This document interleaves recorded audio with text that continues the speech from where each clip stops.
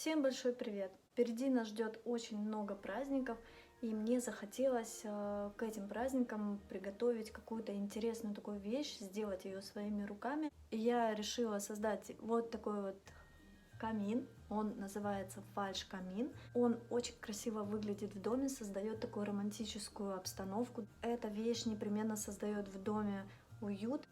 Кому интересно узнать, как же я сделала этот камин, то обязательно смотрите это видео до конца. Я думаю, что будет очень интересно, и, возможно, я своим видео сподвергну еще кого-нибудь, и вы тоже захотите создать что-нибудь такое необычное. А теперь давайте смотреть, как же я буду делать этот камин. Для изготовления мне понадобятся пустые одинаковые коробки. Я их буду склеивать скотчем, но лучше, наверное, все-таки склеивать скотчем бумажным. По-моему, он называется малярный скотч. Склеим со всех сторон, чтобы коробки у нас не открылись.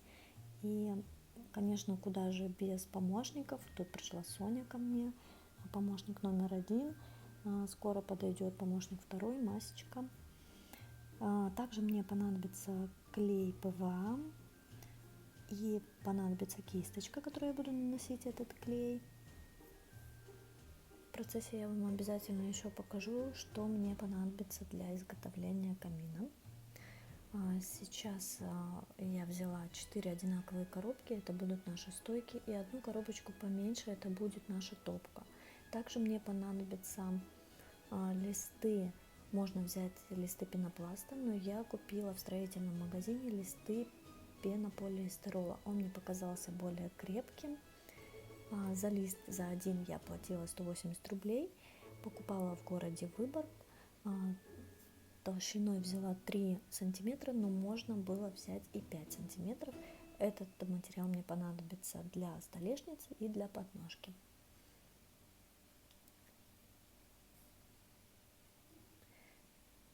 Беру клей ПВА, намазываю нашу топку для того, чтобы на нее приклеить сверху картон, чтобы топка не проваливалась и была более устойчивой. Беру обычную кисточку, взяла, кстати, кисточку не маленькую, а такую среднего размера, для того, чтобы мне было удобно наносить клей. Также эта кисточка в дальнейшем мне понадобится для нанесения краски. Сейчас ложу пресс, вместо пресса у меня служит Elmirin ноутбук. И те же самые манипуляции я проделываю с нашими стойками. Их нам нужно склеить. Обмазываю хорошенечко клеем ПВА, ровненько ставлю и сверху ложу пресс. То же самое я сделала и со второй стойкой. Тут, конечно, пришли мои помощники. Соня очень любит коробки, как и все кошки, поэтому без нее тут вообще не обошлось. Решила поменять пресс, взяла его побольше. Сейчас я взяла листы А4, обычные белые, и буду обклеивать наши стойки белыми листами. Также на клей ПВА. Теперь нам надо сделать такую вещь, которая будет напоминать такую крышу изогнутую. Сейчас я вам показываю, как я ее делаю, как я согнула картон. Картон, кстати, очень легко сгибается. Также мне ее нужно обклеить белыми листами. И вот что у меня получилось. Сейчас я наклеила картон, чтобы скрыть дырку. Вот это вот наша крыша, которую мы сгибали. Столешницу и подножку я уже приклеила. Но столешницу я буду подклеивать еще одну, чтобы она была больше, и она будет выступать от первой. Для кирпичиков взяла размер 16×8. Обязательно вырежем из обычного картона. Сейчас я тщательно буду намазывать столешнице первый лист. Клея, как видите, мне не хватило, пришлось бежать в магазин и брать больший объем. Тщательно промазываю лист клеем ПВА и сверху буду прикладывать уже вырезанный лист пенополиэстерола, только чуть большего размера. Обязательно пресс, чтобы хорошо взялся клей. Сейчас мне понадобятся салфеточки, чтобы немножко скрыть цвет вот этот яркий картона, более его такой сделать приближенный к белому. Можно взять обычные те же самые листы А4, но у меня их больше не оказалось. Столешницу я буду обклеивать вот такой вот пленочкой. Посмотрите, как красиво получилось. Пленку взяла в таком стиле мрамор.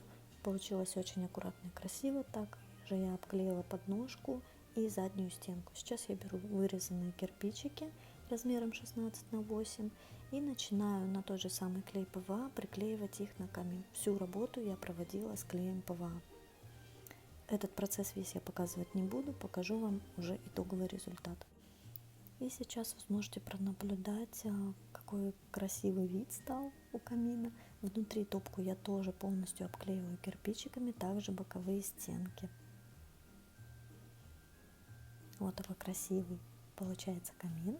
Сейчас я беру обычную водичку, смешиваю ее с клеем ПВА, тщательно очень размешиваю нашу консистенцию, беру салфетки обычные белые, намазываю камин получившейся консистенцией, приклеиваю салфетку и также сверху промазываю той же самой консистенцией, для того, чтобы наш камин приобрел более такой старый пошарпанный вид. Ну, то есть, чтобы кирпичики выглядели более такими старыми, пошарпанными. Это будет видно после того, как мы покрасим.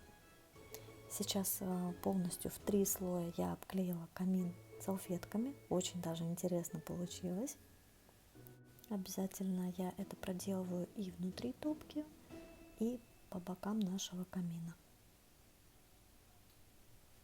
Далее мне понадобятся вот такие потолочные плинтуса из пенопласта. Я их буду приклеивать под столешницу и к подножке. Ну а теперь, наверное, самое интересное. Нам понадобится акриловая белая матовая краска, без запаха обязательно. И начинаю красить свой камин. Я начала красить камин с топки. Мне так было удобней. Я, конечно же, этот процесс постаралась ускорить, потому что процесс был не таким быстрым. Красить нужно аккуратно, все-таки краска немножко разъедает салфетки. Я свой камин покрасила в 1 слой, но по желанию, конечно же, можно его покрасить и в 2 слоя, кому как больше понравится. Я тщательно промазываю расстояние между кирпичиков, чтобы наши кирпичики немножко выделить, чтобы они были более объемные. И тут я уже немножко устала, ко мне на помощь пришла моя дочь сначала, она меня поддерживала морально. Ну а теперь она решила попробовать сама покрасить, ей это очень понравилось, но, к сожалению, ей нужно было делать уроки, и поэтому я ее отпустила. И дальнейший процесс уже я продолжила без нее. Очень интересно и очень занимательно красить, особенно краской, которая не пахнет. Прокрашиваю очень аккуратно и очень тщательно. Прокрашиваю обязательно со всех сторон. Кстати, краски на весь камин в 1 слой у меня ушло всего лишь полбанки. Банка литровая, можно сказать, пол-литра ушло для того, чтобы покрасить весь камин. Краску мне также привезли из города Выборга. И смотрите, ребята, какой классный камин получился, и я прям не нарадуюсь. Сверху я поставила елочку, поставила немножко подарков, снеговичка, чтобы более украсить камин. И также в топку я решила положить гирлянду, но гирлянду в дальнейшем я хочу поменять. Я хочу купить гирлянду, которая будет работать от батареек, чтобы не видно было дополнительных шнуров, которые тянутся к розетке. Также в топку можно положить какие-нибудь бревнышки, которые будут напоминать дрова, либо поставить свечки, только, конечно, не настоящие, а искусственные. Я надеюсь, это видео подняло вам настроение, и, возможно, кто-то захочет тоже создать своими руками что-нибудь такое интересное. Оставляйте свои комментарии под этим видео, мне будет очень интересно почитать и послушать ваше мнение, может быть, какие-то ваши советы. Не забывайте ставить пальчики вверх и, конечно же, подписывайтесь на мой канал, я очень рада новым зрителям. Спасибо большое за просмотр. Я надеюсь, это видео было для вас интересным и, возможно, для кого-нибудь оно стало полезным. Я с вами прощаюсь до следующих видео. Всем пока-пока.